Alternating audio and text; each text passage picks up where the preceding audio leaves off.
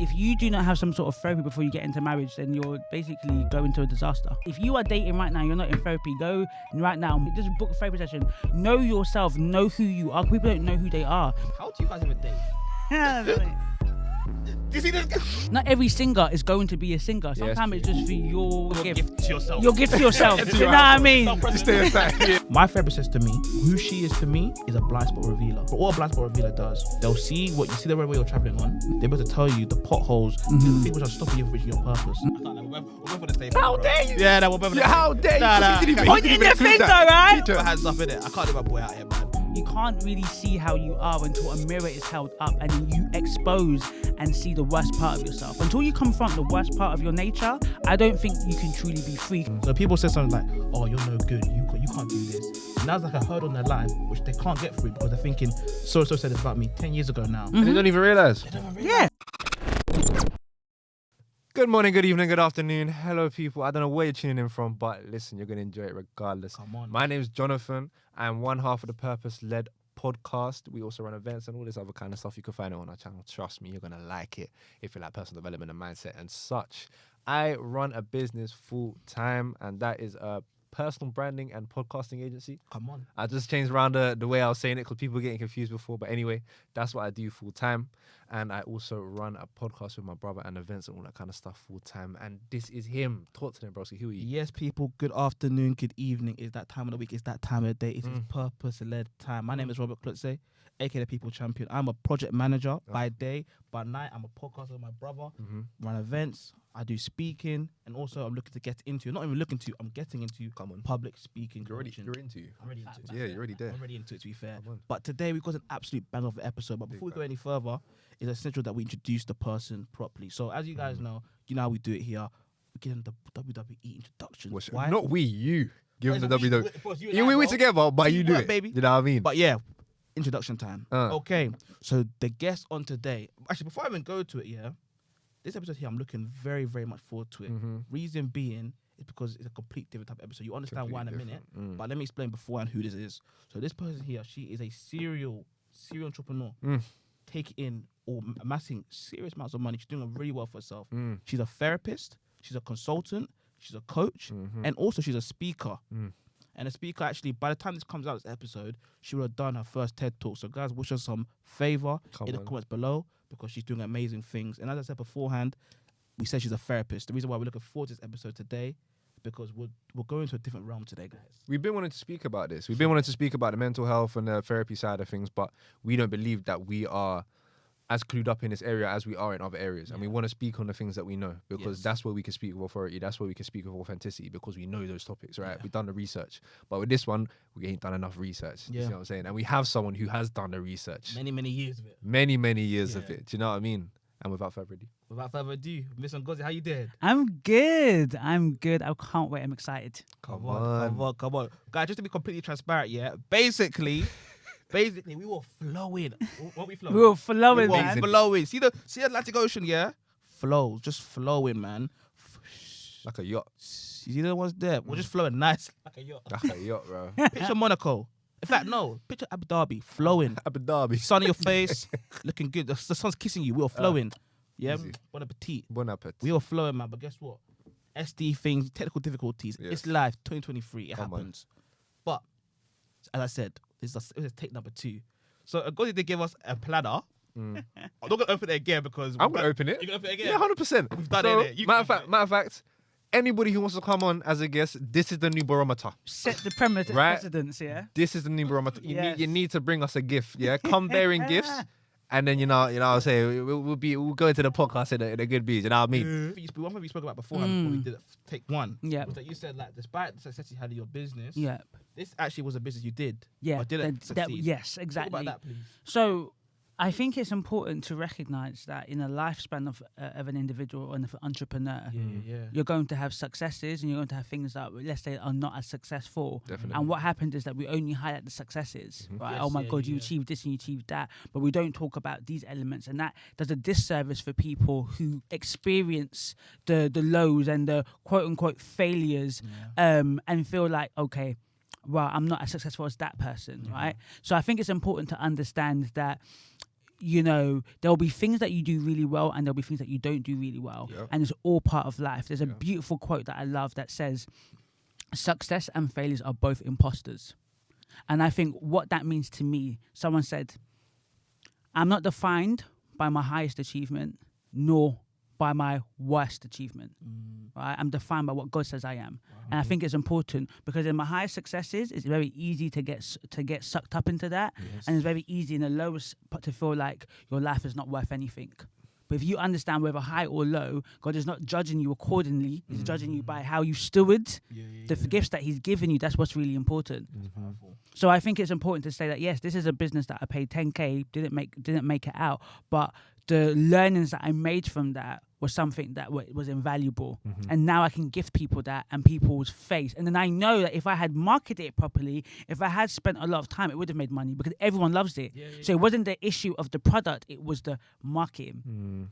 I just didn't have time to do it. The focus. Yeah, because I was running too many different things. So sometimes, and also as entrepreneurs, we can get swept up into the next project, right? 100%. So everyone's doing planners. I thought, this would be good to jump on. Therapy business planners, It weren't my calling. That makes sense, doesn't it? It can make sense. It can. But the level of effort, the Facebook ads, all of that, I just didn't have the capacity to focus on that. That's amazing. I think one thing I want to mention about this whole idea of failures and winnings, right? People are very quick to highlight the successes. But I was just speaking earlier on in the car to Jonno about Bishop T.D. Jakes, whereby when people introduce you, you're this, as he's a pastor, he has £500 million portfolios, he's got Grammys, he's got Oscars, etc. People mention that stuff there, but he was like, look, everyone mentions that stuff there, but no one mentions the fact that I was on the brink of homelessness.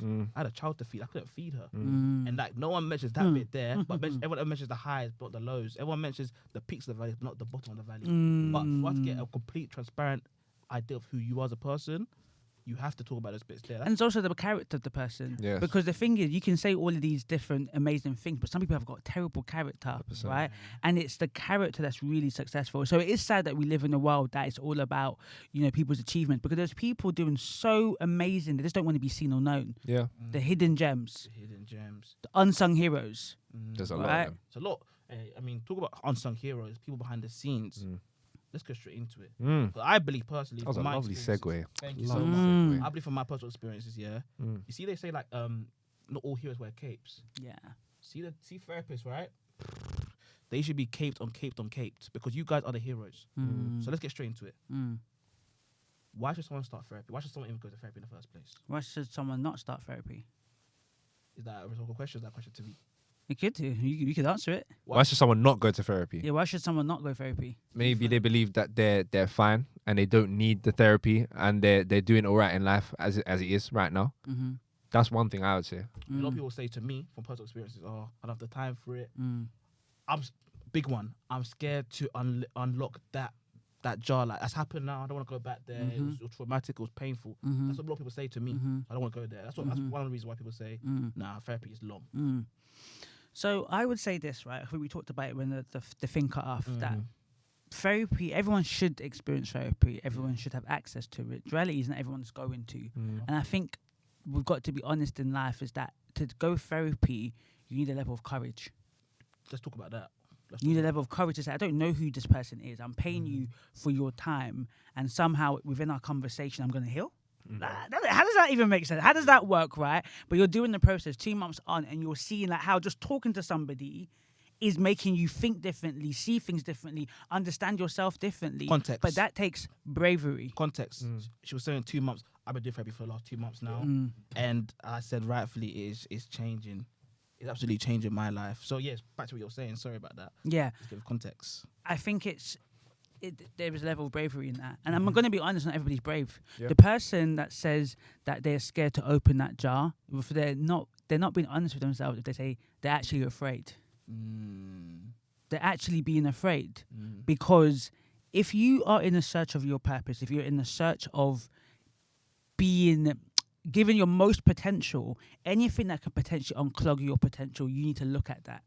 That is so good. That's so good. No, it's so true. I mean, my therapist says to me that who she is to me is a blind spot revealer. And everyone in life is a blind spot revealer, because you said earlier on, we all say all the time, when you're self-analyzing yourself, right, you'll be, how it is, oh, you say you want to wake up at 6:30 in the morning. You wake up at 8 o'clock. Well, you know it is. You're talking about accountability. Accountability. You'll be lying to yourself. Yes. But a blind spot revealer, aka the therapist, will come in. That's just an example, right? But what a blind spot revealer does, aka therapist, they'll come in.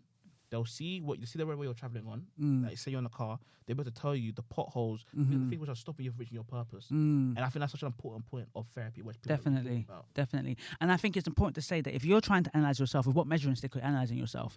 Who determined that measuring stick? Because some people are too harsh on themselves. Some people are too lax on themselves. You're not balanced. So you need a mirror to come up before you and begin to show you and reveal the onions. So begin to peel the layers of the onions, right? And to see the blind spots that, I know as a driver, as a driver, you can look left, you can look right, but you can still hit that cyclist. 100%. I've never hit a cyclist, by the way, but there's been a few times I'm like, Where'd you come from? Yeah. I've turned my neck all the way to the left and all the way to the right, and somehow I still missed that cyclist. Yeah. That shows you blind spots. They're there for a reason, and we need somebody else that can see. And there's something so powerful. You can talk to yourself about something, right?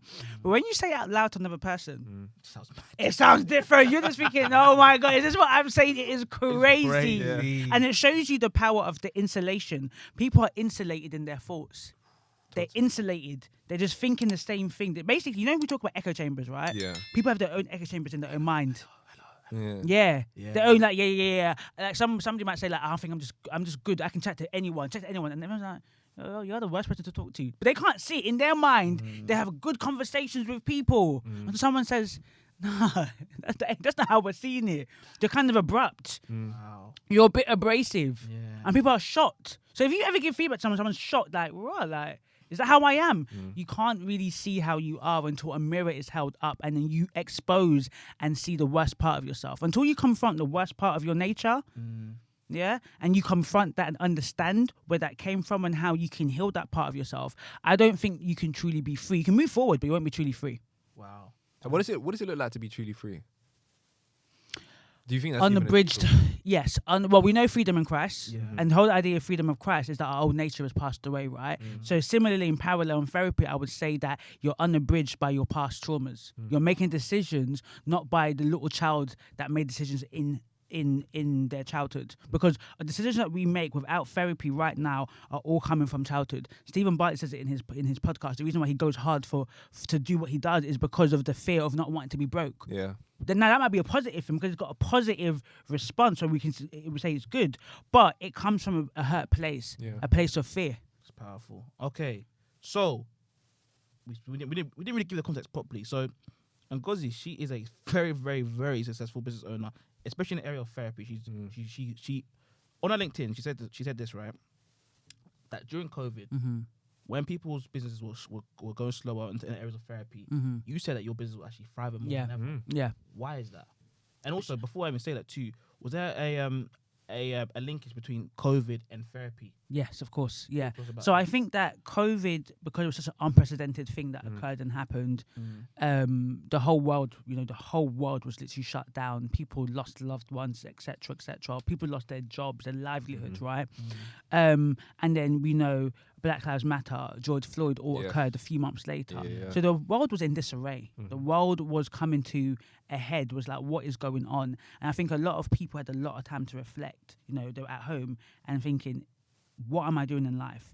And I think in contrast to my competitors, we did really well because we focused on the people that were most impacted by COVID and Black Lives Matter, which was, I was already focused on that beforehand, which was Black and Asian individuals. So they realized, a lot of Black people realized, oh my gosh, like what's going on racially is affecting me. Like I'm tired of being judged by the color of my skin.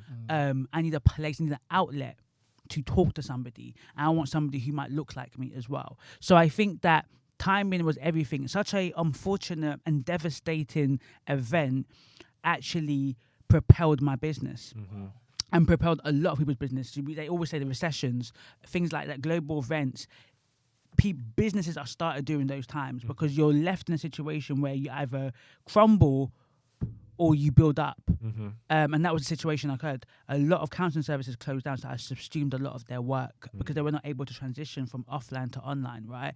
And obviously that means because of the mind that I have, but a lot of it is timing. So again, I want your listeners to understand that sometimes your business, right idea, wrong time.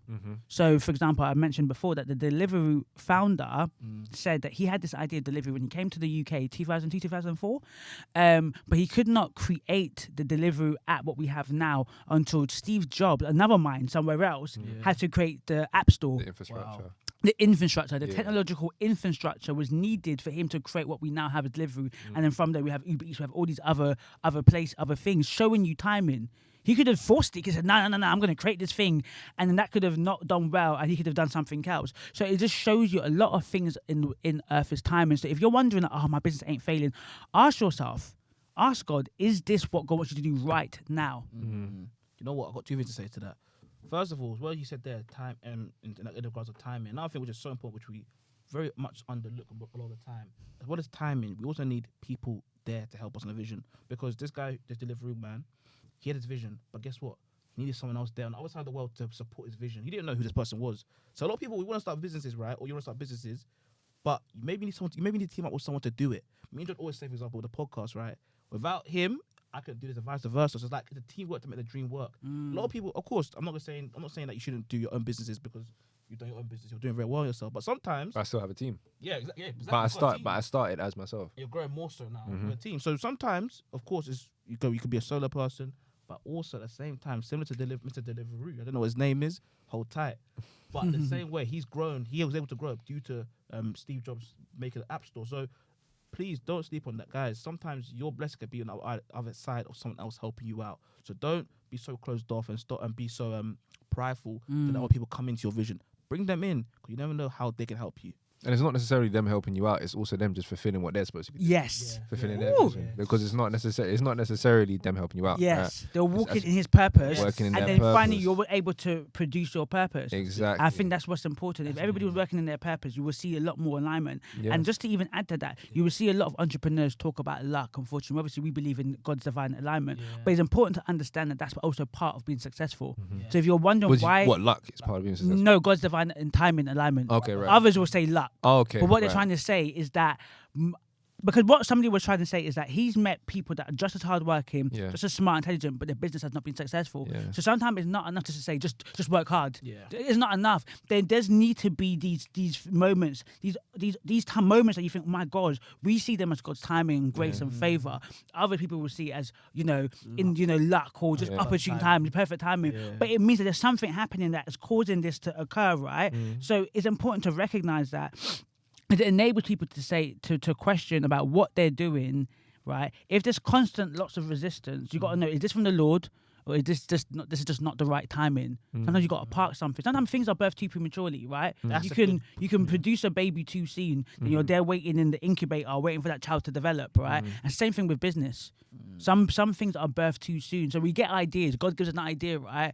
You might have had this idea of a podcast a while ago, but the time that you started it was the right time to start it. Question: if you started it too early or too late, not being the right time. Question: so for people out here watching this, who have ideas, they want to start. What would your advice be for them to even when to start, or what would your advice be for them to start? Like when they start, how they start? I would say that I've created a community for go-getters and entrepreneurs called the Round Table. What's the Round Table? Well, I'm gonna tell you what the Round Table is. So the Round Table, we drop resources, gems, the links, podcasts, books, opportunities, everything we can that is helping us on our journeys that can help someone else on their journey too. Keep your eyes peeled because we're going to be doing quite a few things. We're going to be doing link ups, we're going to be doing Zoom calls, all of the above, all the good stuff. If you want to join, there will be instructions somewhere on this page below in the caption or somewhere for you to do so. See you in there. Quick one, people. So I'm taking event bookings now to speak at events. So for the last few months now, I've been speaking at universities and some schools, places such as UCL Warwick, right? But now I'm officially taking event bookings. So if you want someone to speak to you guys about, or speak to your people about confidence, imposter syndrome, and the art of improving public speaking, I'm the guy for you. So contact me on Coach Klutse, Robert Klutse, and I'll be there for you. Before you start a business or anything, finish off the last thing God told you to do. Some of us are jumping too soon. We're jumping at the jumping pad. God gives you vision doesn't mean he means no, go right now. Somebody puts it right. When you know when to go is when you've got people, the right timing, you've got the resources, and you've got like the right mindset. You've got a number of things. Sometimes you've got an idea, but maybe you're pregnant. So it's not the right time. Not the right time. So you've got to park that idea, but you keep mulling it over. You keep, you have a notebook and you write things down. And I think patience is a virtue that a lot of us don't have. And patience is really, really important in this line of work. So I would definitely say that if you've got an idea, finish off the last thing God told you to do first, and then begin. Because you do not want to go against God's resistance. That's good. And you know what? On that note there, you made a very, very good point. So you said there's 4 things we must do before we start business. Yeah, the last one you said was mindset. Let's talk about that. How important is mindset when it comes to business? It's the most important thing. Yeah. Most investors say, yes, you need all of the financials, you need all of that, but they will not invest in somebody who has not got the right mindset. And that's the thing, is somebody. They're not investing in a company. They're investing in the person. somebody. Yes, they're investing in in the the person, person. because Yes. the business can fail, Yes. but it's about them. Yes. Like, who is this actual Can you person? get back up? Exactly. Can you get back when your up? hands all go messed up? Exactly. Can you get back up when you look at your account and you lost £1 million? Can you get back up when you go down on the covers and go, oh Lord, oh my gosh? Yeah. What can you do? Do you have the resilience, like a yo-yo, to keep bouncing? We talked about this before, right? Not everybody is meant to be an entrepreneur. So please, ignore all of these gurus that are telling you everyone do a business. No. Not all of you are called to businesses. Exactly. You guys have giftings in other areas. Some of you guys are going to be the best. How can I put it? Some people, like for example, in a company, you got COO, you got CEO, you got CTO. The CTO doesn't need to be the chief technology officer does not need to be the CEO. Yeah. CEO does not need to be the chief operative. Everyone needs to know their position and play it well. They're playing at the highest level in their own field. Yeah. And CEO is not better than all the others. The CEO cannot operate without a COO. Yeah. Cannot operate without a CTO. Cannot operate without all of the other components. I think it's important to understand the components of a house. The foundation is not more important than the ceiling. Because either of them go, the house is messed up. Yeah. So please understand that. Ignore the people that are saying everyone do a business. But what you need to do is make sure that you have multiple streams of income. Doesn't even mean you have to have a business. It could be you can get into what do you call it, housing. Yes, that might seem like starting a business, but no, some people literally do their 9-to-5 job and they just got bare houses. 100%, yeah. They just got additional income stream, right? And also collaboration. Collaboration is the new currency. You ain't got all these things by yourself. Find other like-minded people and say, you know what, let us build something that will help our children's children. But it hasn't got to be it's on my business, because some people are doing it more so for their ego. Yeah. Yes. I think a lot I wouldn't go into business with anybody or go serve under anyone that's never been at least a server. So gone some sort of servant position. I don't believe you can be a true leader without first being a servant. Was it like a waiter?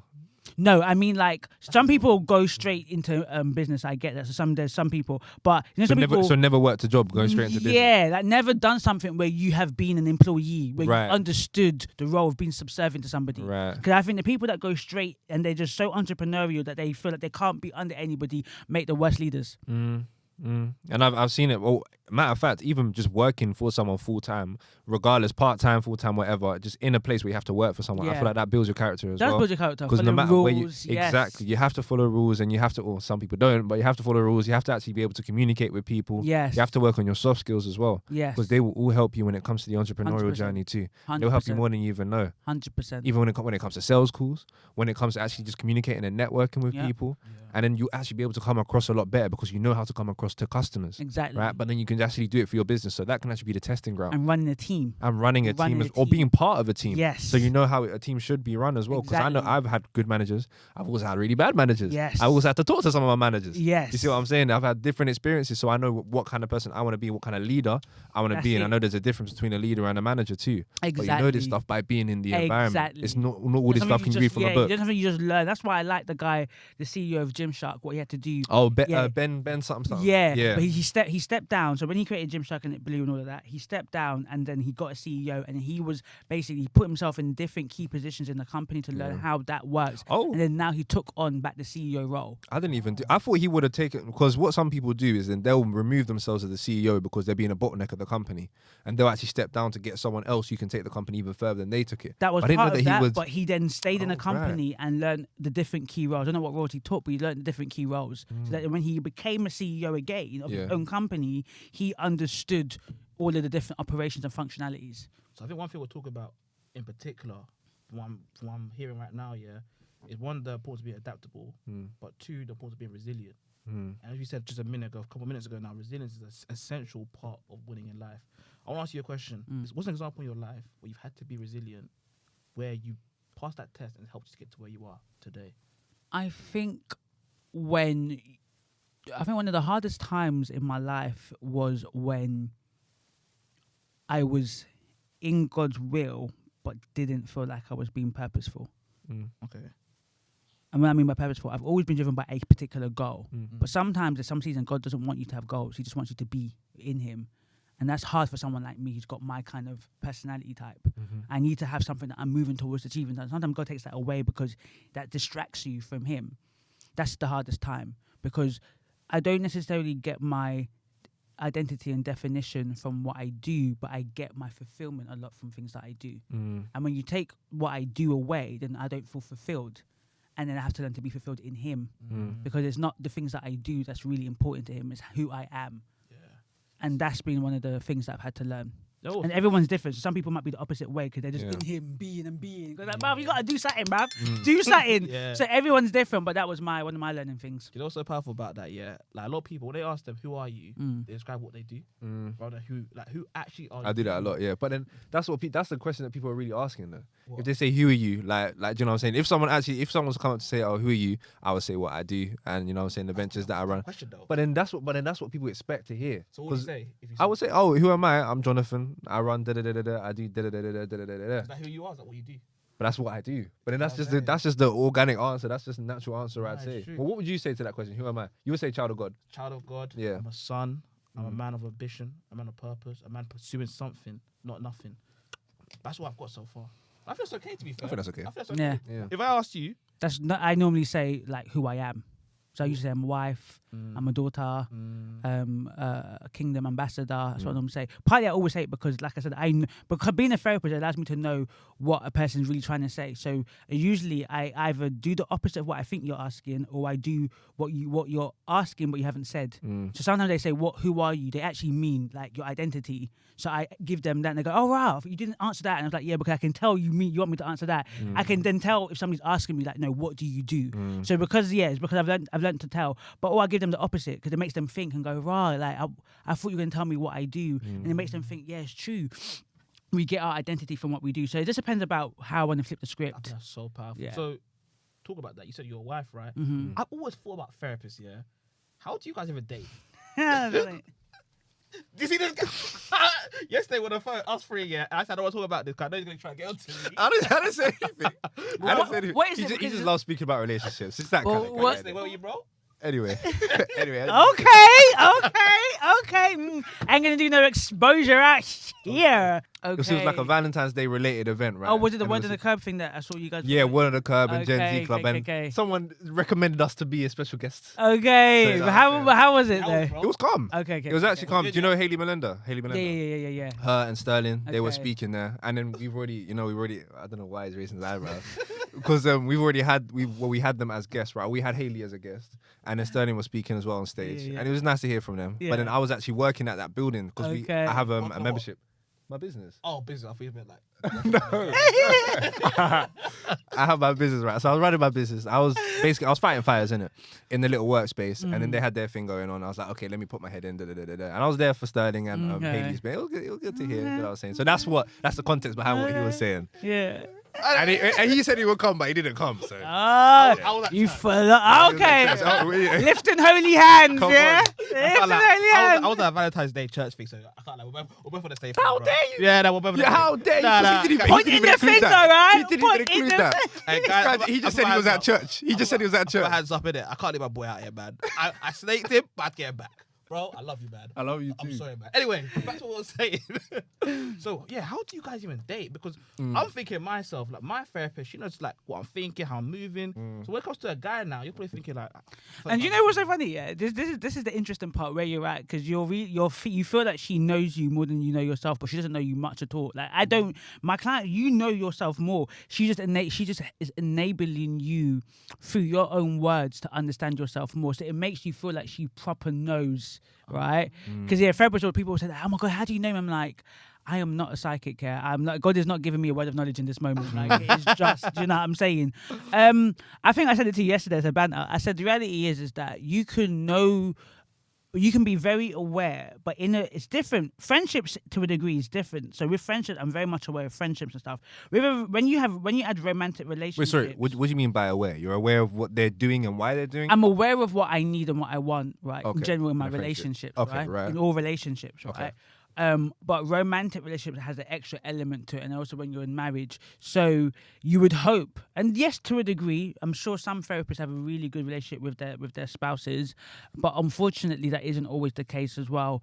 Sometimes because therapists are not aware, then they're not always. Some of them don't all go therapy. They're maybe not in therapy at the moment, so they're not dealing with what's happening. As in the therapists don't go to therapy, or the therapist, okay, right? Let me say maybe counselling, because most therapists should have actually experienced therapy, but generally speaking, sorry, counselling, what's that? It's the difference. So psychotherapy subsumes all of the terminologies, right? It's a talking therapy. Right. Counselling is usually let's see as it more deals with the present. Okay. Yeah. So counselling is closer to coaching, but very much within therapy. So it's about dealing with what's happening for you, and let's say they go to one layer underneath the what do you call it? The iceberg. Oh yeah, the iceberg. But psychotherapy goes right to the bottom. Okay. That's like a key difference. Right. Okay. So a lot of people that become counsellors, their courses don't necessarily demand them to go therapy. So some counsellors, some psychologists, clinical psychologists, so basically there's people within the field of talking to people that have never experienced therapy, which I think is quite scary. Is that sounds dangerous? That's not the blind leading the blind. Words. So that's why I'm saying that the idea that because I'm a therapist and I'm married doesn't mean that I'm going to be any better in relationships. Okay. I can say for me and the people that I know that are therapists, like I said, if you're with somebody who's just a normal, regular person, it's difficult because your partner is not coming to you as a therapist. They're coming to you as they see him as Ngozi. They don't care about what therapist that you have in your head. I beg you. Yeah. So it doesn't matter. So it's yes or no. It makes you aware. It does make me aware of myself. It makes me more aware of saying things that I feel, rather than say, I don't like when you do that. I feel like when you're doing this to me, because those words are helpful. Because if you're having an argument with somebody and the person says something, you're saying, no, that's not how it is. Okay, I feel that way. It makes you feel like, okay, that's your opinion. So it makes you aware of certain terminologies and stuff like that. But it's also really important about how your partner is. So if your partner is not aware and you're aware, that's like, bruv, what are you going to do with that? Yeah. What do you do with that? So it's really better before you get into a marriage that you hopefully choose a person who's more aware and who's maybe more open to therapy as well. So my husband's open to therapy. We have our elders involved in our relationships, and we believe in strong third party that are counsel that are not about us as an individual, about the covenant that we've come in. They're supporting the covenant. As a marriage as a whole, but they're not individually. Yeah, because the way I even operate from working with Christians and my elder is when you hear people are going through things, right? Two couples, for example. I'm not on the side of either of you. I'm on the side of the covenant. That's what I'm here for. Which is the agreement between you two, the marriage. Yeah, the marriage. Yeah, and that's the same as God. God is not on the side of either of you. Whether you're right, whether you're wrong, whether you're right, I'm on the side of the covenant, right? I think what the issue is with a lot of issues is that maybe your mother's on your side and your mother's on that side. Biases. And that's, where it should be on the side of the marriage and protecting the marriage, because the marriage is the institution that God has created, that you've been gifted into, because marriage is a gift. Everybody's going to get married. Therefore, it's not your right. It's a gift being given to you. So if that is the case, I am protecting that gift, because that institution is a reflection of Christ and his bride. And if you damage that institution, you damage the relationship that other people see of Christ and his bride. So if we see it as so important and so sacred and holy, we'll probably have less of what we have now, but we just see it as a contract. It's just it's me and you. It's no. It is the covenant that you will give account to when we all die. If we take it that seriously, not everyone want to get married either. So even me, before I got married, I was sober. I realized, this one is serious, so I'm going to get judged for this. I'm going to get judged for the way I deal with my kids. Oh, God, how much more things am I going to get judged for? When you recognize the importance of the covenant you have given your blood to, we'll take it more seriously. So any marriage counsellor or any person that wants to seek counselling in their marriage, if you don't have a person, particularly if you're a believer, doesn't have a person that sees it like that, don't go to that person. Because they're just going to take sides. Wow. I'm not here for your side or your side. I'm here for the covenant. What is the marriage? You guys agreed. You guys did not. You came to this willingly. Yeah. Therefore, you won't know what's gone to your head. Yeah. Therefore, I'm protecting the covenant. That's powerful. Because I always say, like, on the quick side, I always say to people that before you get married, you guys should probably do. Premarital. Yeah, we definitely did that. That's powerful. I mean, when the times. I actually don't think people should date until they have therapy, anyways. But that's another. That's what you're saying too. Yeah. Why do you say that though? Because you don't know yourself, bruv. Yeah. You got so many issues. The way the world is so messed up is that people have a boyfriend and girlfriend at age 16. They break up at 20 and they're damaged, and then now they're like, you're seeing that, like, my girlfriend at 16, thinking, who told you to have a girlfriend at 16? Do you know what I mean? You don't know yourself. You don't know yourself, right? And you see a lot of podcasts. You guys are, like you said, I love that you said that we're age ambiguous, right? You guys are age ambiguous, so therefore most people wouldn't even know your age, right? But you got people your age chatting rubbish on podcasts. They're like, modern women, modern men. Are you even men or women? Do you know what it is to be a man or a woman in this day and age? And people are talking confidently, authoritatively on dating, and you've been dating for 3-4 years. It just doesn't make sense. So reality is a lot of people. Reality is basically blind people are getting together. Two blind people are getting together. I think that's scary. That's it. You got a man who's like, I'm the head of the household, but he's blind. You got a woman that's submissive, but she's blind. Coming together and wondering why the breakups, all of this different stuff. So I would definitely say that if you do not have some sort of therapy before you get into marriage, then you're basically going to a disaster. That's crazy. That's a statement on dating itself. I don't think you should date. I don't think anyone hearing my voice, if you are dating right now, you're not in therapy, go right now and book a therapy session. Whether my company, just book a therapy session. Know yourself. Know who you are. People don't know who they are. I mean, most of the time, 8 hours at work. When you wake up. If you wake up at 6, people wake up at 7:30, jump straight into the bath, get in the train. When do you have time to sit down and reflect on who you are? When you get home, you've got to cook food, you're tired. So basically, you spend a lot of time not thinking about yourself. A lot of people are at home these days as well. It's like they wake up 8:55 for the 9 o'clock meeting. And then they have the 9 o'clock meeting and they're back to zombie mode. Exactly. And they're back to work. On their phones, fighting on Twitter, scrolling. fighting on Shadesborough. Word. That's actually really, really people, true. like you said, autopilot. Most people are on autopilot. Yeah. What the positive thing of COVID disrupted autopilot. But people are slowly going right back into that. So you can see the difference between people that really use COVID to rejig, to restart. And then a lot of people just still went through COVID like that. That's when I started my business in COVID. We've been locked down and purpose-led, exactly. And we started on Clubhouse, and then from Clubhouse, we grew into the podcast because people asked us to create the podcast. So we knew it was the right time to create the podcast. People were asking. There was a demand. There was a demand on your for talents and your gifts. Exactly. And then some we people, fulfilled on that. There's no demand talents. You just assume that you... Vibes. It's just vibes. People just assume. That's what I'm saying. People have no self-awareness. They think they're good at talking, and nobody's asking you to talk. Nobody's asking you to sing. Not every singer is going to be a singer. Sometimes it's just for you got just it's just for your gift to yourself. Your gift to yourself. You know what I mean? Just stay inside. In the shower. You keep it there. That's what I'm trying to say. I had to learn that myself the hard way because I really wanted to be a singer, man. That was a dream of mine. So you actually properly wanted to be a singer? Brother, I was in denial. I didn't know I couldn't sing. Hey. No one told me I couldn't sing. I just didn't get the attention that I thought I deserved when I sang. Okay. So I had to realize that why is that person getting bare love and I'm not getting love?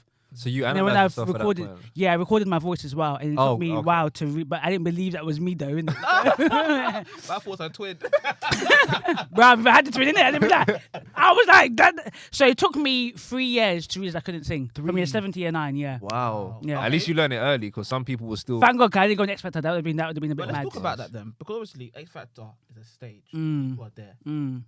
Now, guess what? In a couple of weeks' time, like we said beforehand, you've got a TED Talk. Let's clap for it, please. Because by the time this is out, it's already going to be done and she's already smashed it. So isn't it funny how, you want to be on a stage, speaking in front of people. Or not even speaking, being on the center of the stage, talk to them, using your gifts, singing. You realize from early, thank God, you realize. Yeah, thank God. It's not for me. That was not my gift. But guess what? Thank God you have another gift. Which yes. Speaking, which we can see. Which is shocking. You guys have seen. Absolutely shocking. Shocking? Yes. Why? Shocking. Because I was extremely bullied when I was growing up. Okay. And So you're bullied? Bullied, yeah, extremely bullied. And when I was younger, I didn't talk much. Okay. I only spoke with people that I felt really close to and comfortable. Right. Silent. So yeah, and a lot of teachers never saw my potential. So it's so funny because people, when we were talking on another podcast, and I said, growing up, one of the parts of my speech was, I'm a quiet girl in the corner, perceived as less than smart, and never considered to amount to much. That was my journey. I awakened when I got saved. Like something awakened in me. People then saw my potential. I say that. People would say, oh no, I always saw that. Fair enough. Some of my friends did. But I didn't grow up. I didn't feel like anyone saw my potential growing up. Do you feel your potential growing up? No, not even. No, I didn't know my potential. I didn't know. I didn't, like, some people talk about when they're, great people talk about when they're younger, they just knew. I wasn't that child. I just was fun. Like, I wasn't that child that was like, I had a feeling that I was just an average girl. A lot of us are just average, ordinary people living lives. And when something extraordinary happened, which was my salvation, that's what then erupted me into my purpose and who I was really called to be. That's what I believe. Some people might say they saw things beforehand. I do give them that. But no teacher in me, because some of my friends said, oh, I've always saw that. And I'm like, okay, cool. Maybe they did. Yeah. But no adult told, other than my mum. It's easy when it's afterwards. Yeah, exactly. That's the whole thing. You don't all the moves now. Exactly. Exactly. But other than my mum, no adult ever said to me, like, wow, I see that in you. So I never had that kind of, like, I never had a father figure. My dad wasn't around. So even my story, how I got to that, is God, because a lot of people had that one. I didn't have that one person. Yeah. It was just God. So my resilience comes from not having it. I've been the underdog. Yeah. So now I'm no longer the underdog, but I do gravitate towards underdogs because I know how it felt to be not considered, not seen. And that's funny because it was a bit different for me because I've always felt like I was going to do something. I don't know what it is, but I was going to do something that somehow I was going to make it, or somehow I was going to do something. I don't know what it was. And before, when I was in school, I didn't even know what I was doing. So it's like C-grade student, right? So I didn't even know, like, okay, am I even going to take this uni thing, or am I going to do the apprenticeship thing? Am I going to start a business? I always wanted to start a business. You've always been creative. Do you know what I'm saying? Creative. And I used to take pictures. I'm like, okay, am I going to be a photographer? Am I going to make it doing that? Make it doing that? Am I going to be, shooting for big artists? And I did, I was on some sets and all that kind of stuff. At some point, that was in my gap year. I was just working at Sainsbury's, basically. That's when I was building the skills. And all that kind of stuff that I was doing in that gap year was actually helping me to actually become, the kind of man that I am today. The business that I run is kind of built on the skills that I've accumulated in that time, and in the time I had in the apprenticeship as well. I did a digital marketing apprenticeship too. So I kind of been about the place, but I always knew, okay, something's going to click at some point. Like, I find it interesting. When you say you always knew, was it just something in your mind that just said, I'm called for something greater than this? Yeah. Basically, and I've seen, okay, if other people can do it, then why can't I do it? And that's been just something just up my whole life. I've seen other people do it, and I think there was one point actually that my dad must have shown me this video about this kid who wanted a scooter, like an electric scooter, right? And then he must have bought like 5 different scooters, like 5, so he can buy his one. I was like, oh yeah, that's pretty cool, isn't it? And he just sent me the link. I was like, okay, cool. I didn't really think much of it, innit? But then that's kind of like maybe where the entrepreneurial spark kind of kicked in, innit? And then from there, from before that, I was sending sweets in school. And then from there, I just been. You always hear that story. They always say I was selling sweets in school. But I was like, bro, I sold to you, no? And that's what I mean. And that's what I mean. I love it, and that's what I mean. That there'll be some people as well. I just want to say that maybe I'm an anomaly. I just didn't have that story. I just didn't have that. But what I did have was I saw the pain and adversity my mum went through, and that's what propelled me. Right, and because though I didn't necessarily think I was called for something greater, I knew that I was an oddity. I just didn't fit. So I fitted because I loved my grandma, I loved that, but I also didn't fit. I always felt slightly outside of my circle because I was always older, beyond my years, and I always saw things a bit differently. So I knew that. So it was weird. Maybe I knew that something was great. I just knew that I was different. I knew that I was different. And then when I got saved, and I went through a lot, but there was elements of where my leadership then began to come out. Come to fruition. Wow. I mean, okay, I've got a few things I've got to say. One thing I love about what you just said there is because a lot of people who come on the podcast, right, from early, as John, similar to John, I was selling sweet. I was this person from early.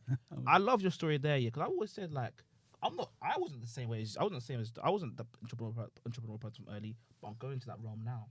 I was so proud of you. Thank you. I just want to say I'm very, very proud of you. Brother, because like the other day, he was just coming and talking to me about all these different ideas he had. Bro, you know what you should do with your business? Me, with my business. You're Rob telling me this. I love this. I love it. It's amazing because he's getting more into this kind of stuff, and that's what I love. That's what I kind of fill my head with. I love this stuff. I love the business stuff. I've been in it for a while. Also, guys, as we said earlier, I think we said earlier on, or this episode, or before it closed down, if you are meant to be just in a workplace, fulfill that to the best. Yes. Fulfill that to the best. I'm doing both, innit? Mm-hmm. Maybe you might have to do one, maybe you have to do the other. Maybe you could do both too. I'm doing both. We'll see what the Lord says. But focus on your race, run your race, and see what happens, right? But anyways, back to what I was saying. Go on. Side note. What I love about you, is the fact that you didn't have that entrepreneurial beginning. But now look at you now, killing it. If you guys see the numbers, killing it. Like, she's killing it in the space now. And I love that because it's not about how you start, it's about how you go on. And I think I was going to say something else. I forgot the other point. We're going to talk about the numbers. But I was going to add to that, right? Yeah. Part of the reason why, because another key thing to entrepreneurship, I may not have been that typical child that was like selling things and had that graft, but wherever I saw a need, I filled it. And that's what entrepreneurship is. You see a need and you fill it. Problem solver. Problem solver. Yeah. So I had other talents and skills, right? And then the idea of risk taking, I did risk in other ways. Like what? So did I. You did. That's a good question. So my whole life is to take risks. So I left uni? So typical. Oh right. Left uni. I was doing ancient history. So even for example, Ancient history. yeah. So even for example, let me even give you an example. When I think about it, I was living in North London. I went to school in South London. Journeys. Yeah, at 16 years old. Wow. Right, but mainly because I was a bit bad. So if I did not avoid the schools in my area, I would not have finished college. Oh, right. So I had to go to another school in another completely different area to avoid that part of my life, right? And then I did a course called Ancient History. I love ancient history. Only black person in there. So the point is that the things that I chose was always different. Wasn't always the same. I was never the typical black person doing the typical black things. And that's another key element of being an entrepreneur because it's about different excellence. I pursued excellence. I pursued that. So when I say I take risks, is that a lot of people do what their parents said they need to do. I chose different. Like ancient history, oh, my mom she went crazy. When I left ancient history, oh my gosh, she went crazy. That in itself is doing something different, taking a risk. Because you know how it is in African parent household, with a Caribbean household, like what is history? What is arts? What is creativity? And they don't just say it one time, they make your life a living hell when you make that decision done, right? So a lot of people just do their degree for their family to get them off their backs, right? so Some people are even getting married for their family. Crazy. Yeah. So we can't. About therapy too, you know. Yes, Crazy. exactly. So you're not even aware of it, or you're partly aware of it, and you think, you know what? Once I get married, they will get off my back. So just to talk to you about the power of influence and parental influence that a lot of us are still living under and pressured by. That in itself is me making the decision to not do that was a risk. Was me building up my own level of resilience, saying this is my pathway, not your pathway. God ain't judging. God ain't gonna judge me based on the decision that I made for my mum. Yeah. Your life. It's my life. Life. So I had to make decisions in that moment. Though at that time didn't seem as big, Yeah. were absolutely tremendously big for me in that moment and shaped me in who I am and decisions that I've made right now today. Because every decision that I've made, I'm not understood. Now she's like, "Oh, you're my daughter, my daughter." Of course now. Do you know what I mean? Yeah. But I made the decisions outside of her influence. I had to say, I don't want to be what you're telling me what to be because I want to be what I want to be. I want to be what, and simply, I want to serve humanity. And what's the best way I can serve with the skill sets that I've got? Do you think like you got your start in therapy? Well, why did you even start therapy? Because I know you touched on being bullied earlier. You said severely bullied, I believe. Was that kind of a catalyst? Potentially unconsciously. I think some people, like, let's be very, very honest. When I hear people's stories, yeah, I'm like, they must have rehearsed this because look, some of us don't make decisions because of, oh yeah, I made a decision. I'm very logical. I did therapy. I did social work because I was like, how can I help people? Oh, you did social working first? Yeah, I'm a social worker, yeah. Oh, okay. So I did social work. And then the reason why I did social work because I looked at the helping professions and I said, well, I've crossed off medicine, so okay, teacher, nah, I can't be working with people in schools. They piss me off. I did teaching assistant. I said, nah, too stressful.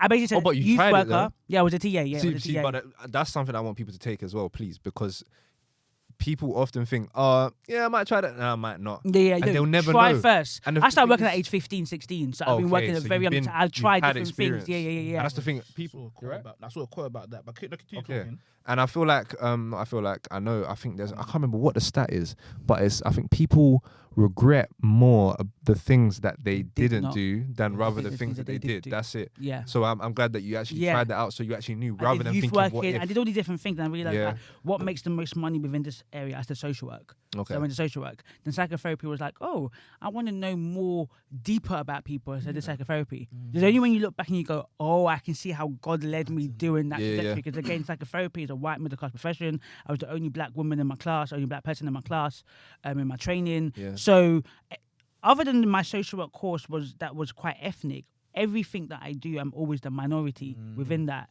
You're always the youngest person within that. So even when people say your age, they're shocked with the things that I've done at my age. Because I'm only 31 and I've done all these things. And I'm like, oh yeah, okay, fair enough. So I can see, like I said to you, when I was younger, if you even asked me at 21 if I was going to do a doctorate, I would have said to you, I was not smart enough. When I got my first class, in my degree, I looked at it in 3 different devices. I looked at my iPad, I looked at my laptop, and my phone. I didn't believe it. I had to call my friend. What does 111 mean? She went, first class. I said, no. I'm asking you again. What do you think this means? I said, no, this can't be, because like I said, growing up, I did not see myself as intelligent or smart. I wasn't that. So when I achieved that, No, because you said first class, because that's not a small thing. Because we said this the other day. Why do people just breeze over this stuff? I'm telling you, man. Why do people breeze over this stuff? Because I'm not a person. I'm naturally. As I said, I see myself as the underdog. I am no longer the underdog. Yeah. But because I come with that spirit, I don't look at my accolades as anything of But we're here it's to amazing. champion. We're here to champion you. Thank you. I appreciate that. Sorry, but I appreciate continue. that. No, so I had to look at 3 different devices until I believed what I saw, because it was just difficult to comprehend, and that's the reason my therapy is so important. The Ngozi that was bullied and severed was told that she was this way, right? But my evidence showed very differently. It took me a very long time to believe the evidence that was stacking up. I can't believe the words that I was told in my past. But that's why it's so powerful. Words are so powerful. And they make a living imprint in your life, because you can be told, like you said, speaking, we're going back to speaking, right? I never thought I was a good speaker. I've got a bit of a lisp. I used to get bullied by the way I speak. Even in my psychotherapy journey, being a black woman, we've got a deeper voice. I was told to soften my voice. I used to speak like this because I was told to speak like this, right? Really? Yeah. So a lot of microaggression and all that stuff. So when you're told all these negative things and you absorb that and believe that, and then you're building up evidence, oh, you're a good speaker, basically it's like saying that, do you believe what God says you are, the enemy? Because all of these things are the enemy. Because what the enemy wants is, he doesn't mind if you're saved, doesn't mind if you're believing, doesn't want you to live in your full potential. That's for everyone. That's for everyone. That is for every single person. Even if you're Christian or not Christian, please take that in. Yeah. Take that in. He would rather you believe the lies of your past Yes. than believe the evidence of your current so present. Good. That's so good. And you know what's so sad about it, yeah?